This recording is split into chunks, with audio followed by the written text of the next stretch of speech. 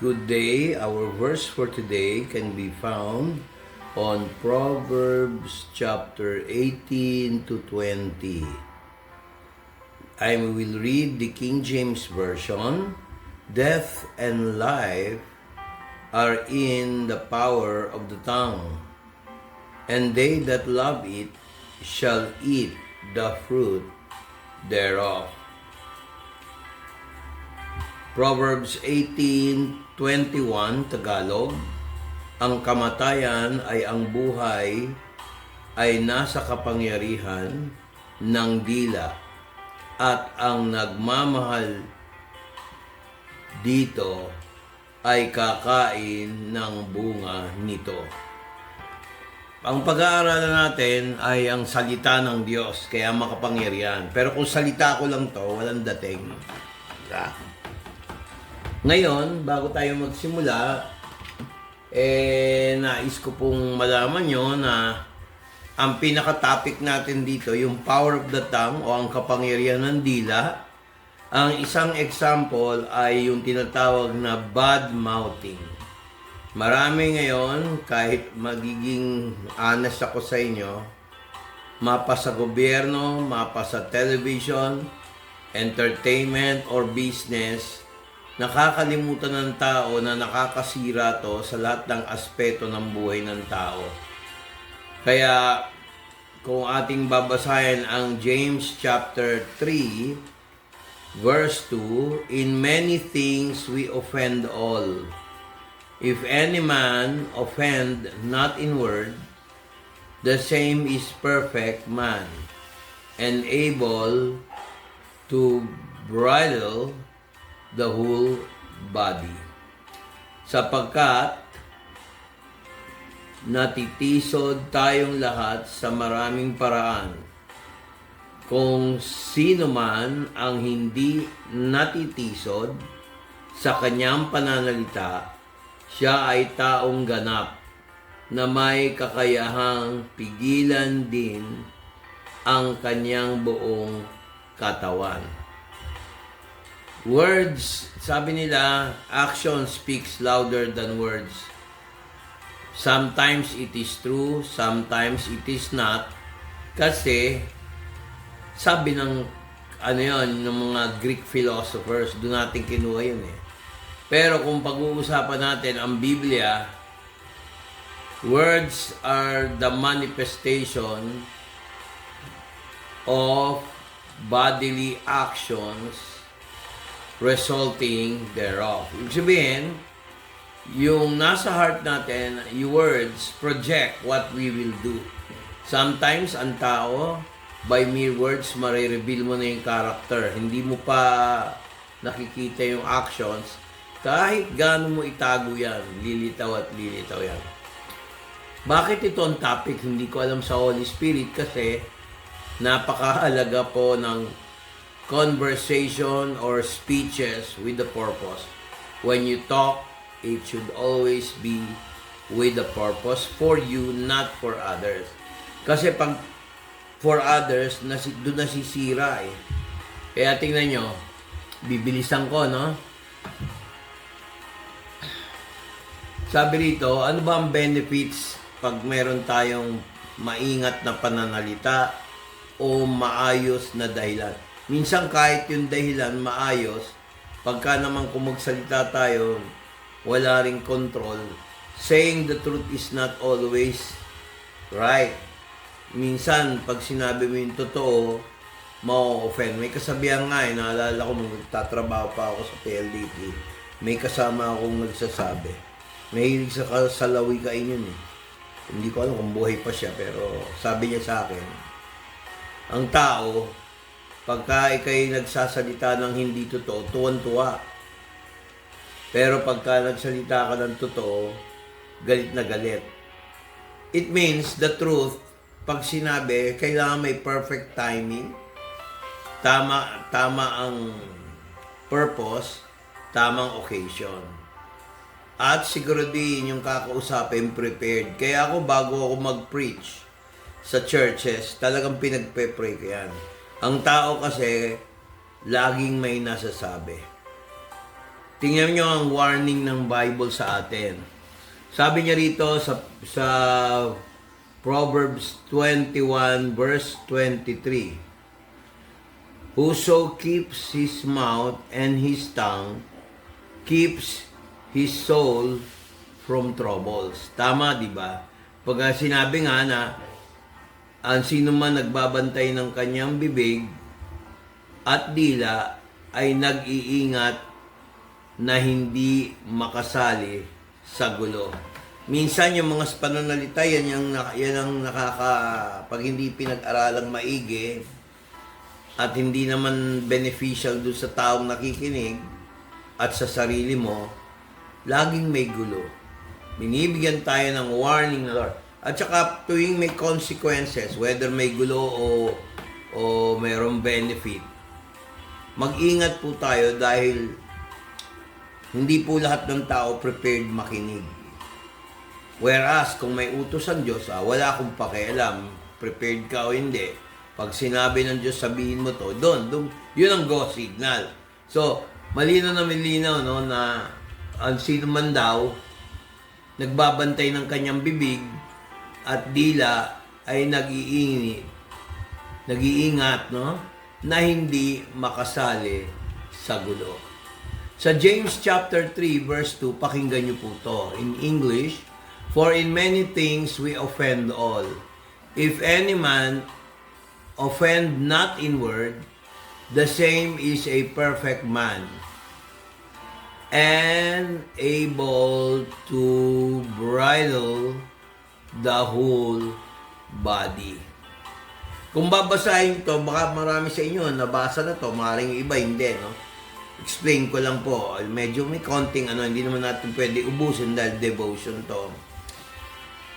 Sabi niya rito, "Sapagkat natitisod tayong lahat sa maraming paraan.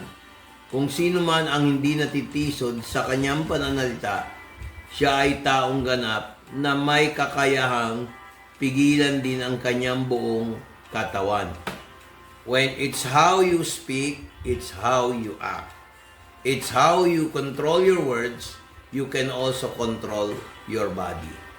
Kung kaya mong i-control ang iyong bibig, kaya mo i-control ang iyong katawan. Kung kaya mong makinig na may control, kaya mo ring kontrolin yung pananalita mo. Napaka-related sa pagsasalita at pakikinig. Maraming tao po lumalabas, kala mo alam lahat, pero sa pananalita makikita mo, hindi niya inisip kung nakakasakit siya. Kaya maganda na rin yung huwag mo nang pansinin yung mga taong ganyan. Yan ang sinasabi sa Biblia ng mga taong, what do you call this?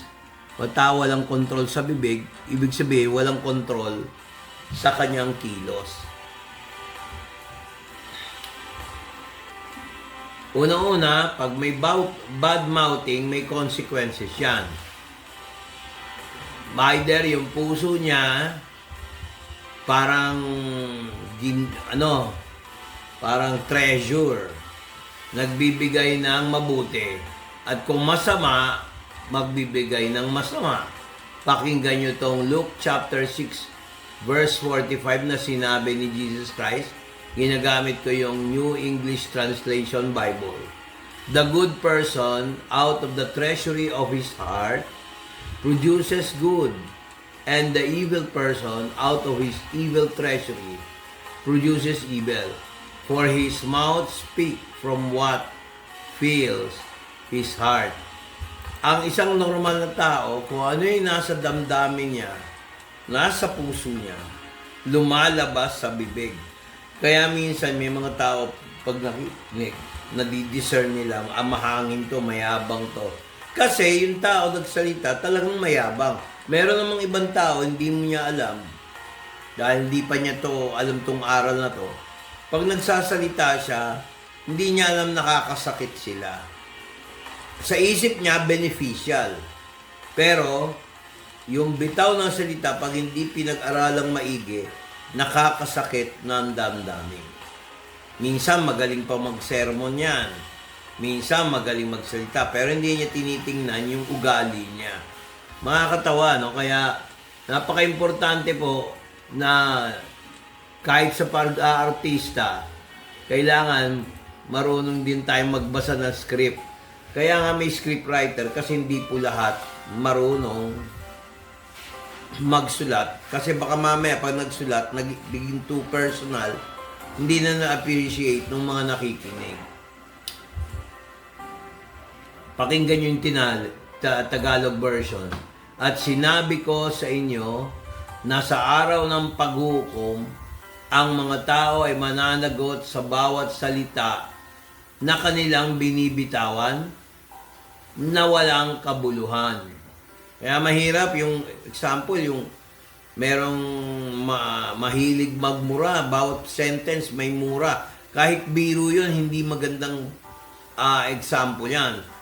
Huwag na natin gayahin yung, pero mas gusto ko naman yung taong artista lang pala, yung pala, artista lang, okay lang yun eh. Pero ang pagmumura talaga definitely is a no-no. Pero it does not guarantee that's the person. Nasa lugar dapat, mga kapatid. Yung pagmumura, hindi dapat pinapractice yan. Well, tao lang, pero maganda na rin yung pagmumura ka, walang dahilan, hindi ka naman nagagalit, naging expression na masama rin. No? Pero huwag tayong plastic. May iba kasi kaya nagmumura, walang Holy Spirit. Dapat magkaroon ng Holy Spirit para makontrol yung words. Sabi nga rito, sa verse 37, for by your words you will be justified. By your words you will condemn. Para tayong nasa harapan ng husgado ng Korte Suprema. Para tayong nasa harapan ng Diyos. Sabi niya, by your words you will be justified. By your words you will be condemned. Sa iyong pananalita o sa iyong mga salita, ikaw ay mapapawalang sala. At sa iyong salita, ikaw ay parurusahan. Kaya tingnan nyo, importante yung witness kasi hindi tayo Diyos. Kaya may witness sa batas para, yung credible para makita ang katotohanan. Kaya nga sa Biblia, ang ganda, ang purpose talaga ng witness para lumitaw kung ano yung totoo. Pero hindi naman sinasabing ang witness laging tama. Hello? Minsan may mga sinungaling na witness. Parang yung nangyari kay Naboth, pinapatay ni Jezebel para makuha niya yung vineyard, no? Ni Ahab. Kasi type niya yung ubasan ni Naboth na namana niya.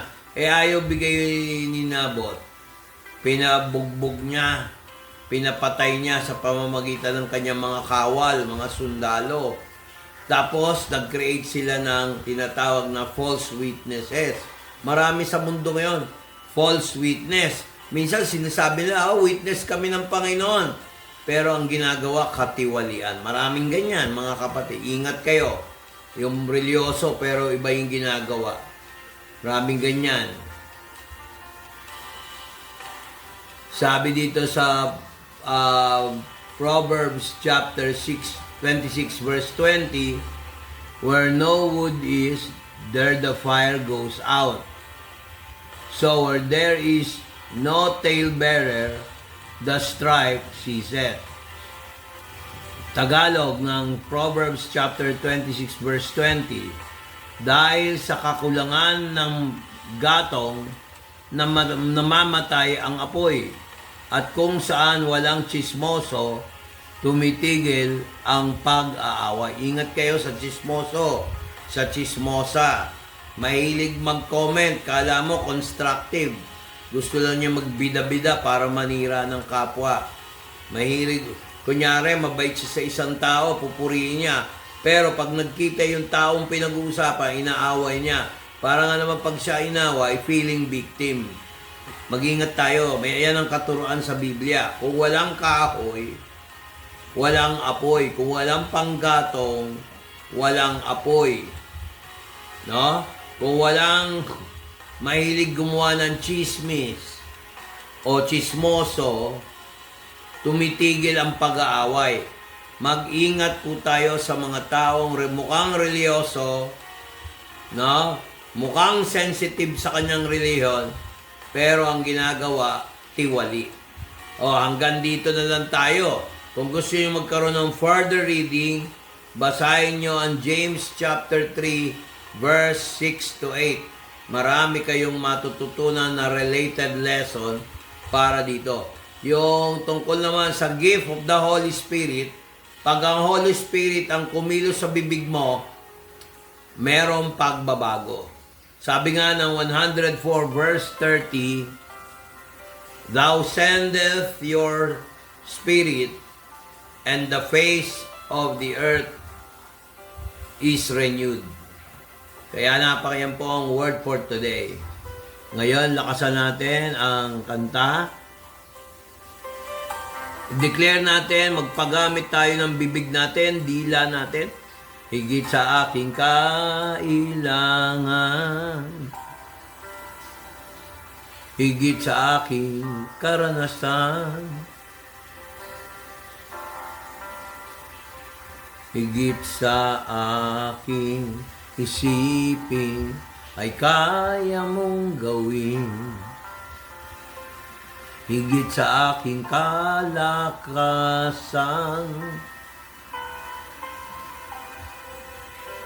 ni minsan ay hindi nagkulang.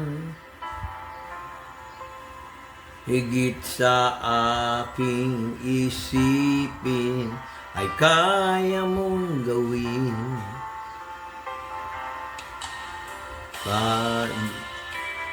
Higit sa aking kailangan. Kantayin ho ninyo ito. Walang mahirap sa Diyos.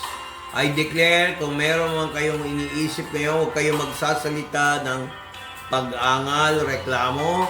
Kung hindi, hingiin ang habag ng Diyos at paniwalaan na ang pangako ni Jesus na siya'y tumutugon sa iyong panalangin upang maluwalhati ang Ama. Nasusulat po yan sa Juan, Kabanata 14, talata 13.